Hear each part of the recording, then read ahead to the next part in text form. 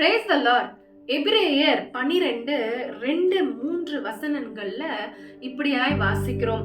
அவர் தமக்கு முன் வைத்திருந்த சந்தோஷத்தின் பொருட்டு அவமானத்தை எண்ணாமல் சிலுவை சகித்து தேவனுடைய சிங்காசனத்தின் வலது பாரிசத்தில் வீற்றிருக்கிறார்.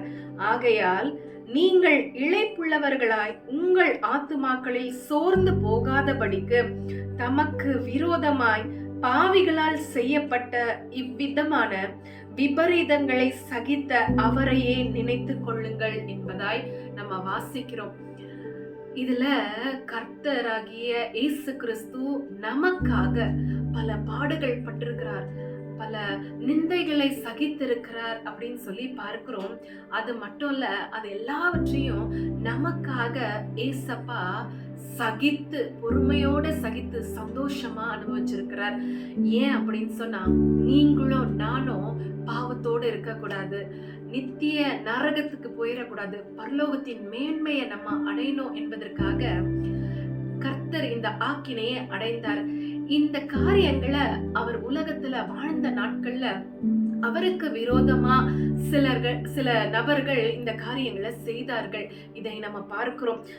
அப்போ இந்த 3ஆம் வசனத்துல என்ன நமக்கு சொல்லப்பட்டிருக்கு அப்படின்னா, பாவிகளால் அவருக்கு நேர்ந்த விபரீதங்களை சகித்த இயேசு கிறிஸ்துவையே நாம நினைச்சிட்டு இருக்கணும், சிந்தித்துட்டு இருக்கணும் அப்படின்னு சொல்லி இந்த வசனம் அழகாக சொல்லப்பட்டிருக்கு. கர்த்தராகிய இயேசு கிறிஸ்துவினுடைய சிலுவை பாடு மரணத்தை ஒவ்வொரு நாளும் தியானித்து கொண்டிருக்கிறோம். இந்த 40 நாட்கள் நமக்கு அநேக காரியங்களை, நம்மளுடைய வாழ்க்கை ஃபுல்லா நம்ம கடைபிடிக்க வேண்டிய காரியங்களை கற்றுக் கொடுத்து கொண்டிருக்கிறது. அதுல இந்த வார்த்தை ரொம்ப முக்கியமானது.